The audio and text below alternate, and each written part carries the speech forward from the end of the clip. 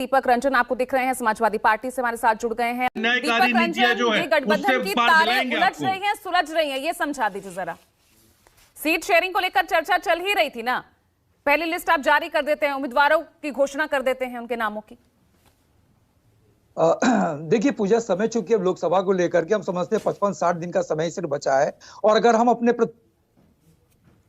हम अपने प्रत्याशियों को जो है लोगों के बीच में अपने कॉन्स्टिट्यूएंसीज में नहीं भेजेंगे तो हम समझते हैं हमारे पास समय नहीं रहेगा। और देखिए रहा सवाल जो है कांग्रेस पार्टी से कितनी सीटों पे कितनी बात हुई कितनी बात नहीं हुई, ये माननीय राष्ट्रीय अध्यक्ष अखिलेश यादव जी ने अपने एक्स के माध्यम से कहा था कि हमारी 11 सीटों पे सकारात्मक बातचीत हो गई है और ये सीट जीत के साथ जो है अभी शुरुआत हो गई है, यानी अभी बातचीत होना बाकी है। ये इन्होंने कहा है कि जीत की सिलसिले के साथ जो अभी ये बातचीत अभी और आगे बढ़ेगी और हो सकता है सीटें अभी इसमें और आगे बढ़ेंगी। और देखिए अगर समाजवादी पार्टी ने जहां पर देखिए सीट से ज्यादा इस टाइम जीत की आवश्यकता है, जो सीटें हम जीत रहे हैं उन सीटों पे समाजवादी पार्टी ने अपने प्रत्याशी भी घोषित कर दिए हैं और उन सारे प्रत्याशियों को अपने अपने क्षेत्र में लग जाने के लिए कह दिया गया। अगर जीत ज्यादा मायने होती तो कांग्रेस 2 सीटों पर मान जाती और बिहार में नीतीश कुमार आज भी साथ होते अगर सिर्फ जीत की ही बात थी। प्रकाश आंबेडकर तक कह रहे हैं गठबंधन खत्म हो गया, अभी भी तो हाल ही में तो शामिल हुए गठबंधन में, वो सवाल उठाने लगे।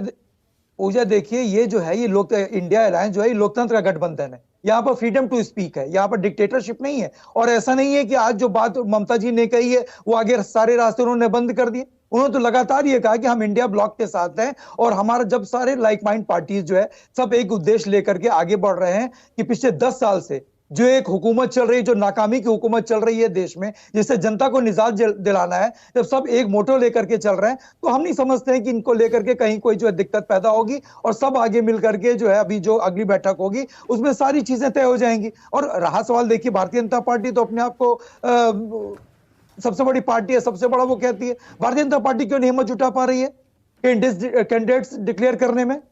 भारतीय जनता पार्टी को कहां दिक्कत आ रही है?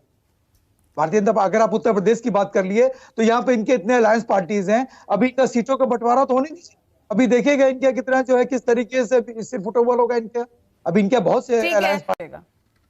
अगर यहाँ पर ये जो बीजेपी की मंडल प्लस कमंडल की जो ये राजनीति है, क्या ये समाजवादी पार्टी पर भारी पड़ रही है? और इसका मैं बहुत ताजा उदाहरण अगर जो हाल ही में उपचुनाव हुए आजमगढ़ रामपुर, एमवाई फैक्टर बहुत मजबूत है ना दोनों ही जगह पर। नहीं, एमवाई से आपका क्या मतलब है पूजा जी? और आपने घोसी का उदाहरण नहीं दिया, घोसी में भी तो अभी उपचुनाव हुआ था, घोसी में किस बुरी तरीके से हारी है लोग, वहां पे इंडिया ब्लॉक जीते या नहीं जीता। और देखिए अभी हमारे भारतीय जनता पार्टी के प्रवक्ता पार्लियामेंट्री बोर्ड की बात कर रहे थे, तो ऐसा थोड़ी ना कि जो 16 सीटें हमने तय की आपकी डिबेट में बैठ करके हमने तय कर दी। अरे हमारा भी पार्लियामेंट्री बोर्ड है और ये महाराष्ट्र का भी उल्लेख कर रहे थे। अरे पूजा, अभी तो महाराष्ट्र में सीट शेयरिंग की कोई बात ही नहीं हुई और इन्हीं के खुद के विधायक वहां पर गोली मार रहे अपने घटक दल के अलायंस पार्टी के नेताओं को, तो ये क्या बात करेंगे? और देखिए बिहार में पलटी है भारतीय जनता पार्टी की नीतियां, पलटे भारतीय जनता पार्टी के सिद्धांत, पलटे हैं वहां पे सम्राट चौधरी, पलटे हैं वहां पे गृह मंत्री, पलटे हैं वहां पर मोदी जी। लेकिन महागठबंधन के हाथ से तो चला गया ना दीपक जी। और महागठबंधन के हाथ से बिहार, जहां पर आपका अलायंस इतना मजबूत दिख रहा था, जहां भाजपा के लिए एक बड़ी चुनौती थी। पूजा 3 फरवरी के आपके 10 बजे के डिबेट को आप फिर से चला दीजिएगा। मैं बार बार कहना चाहता हूं नीतीश कुमार जी इंडिया ब्लॉक के साथ पहले भी थे, चुनाव से पहले भी है और चुनाव के बाद भी होंगे। आप देख लीजिएगा, मेरे इसको डिबेट को चुनाव का चला दीजिएगा आप, और चुनाव के बाद भी इंडिया ब्लॉक के साथ होंगे।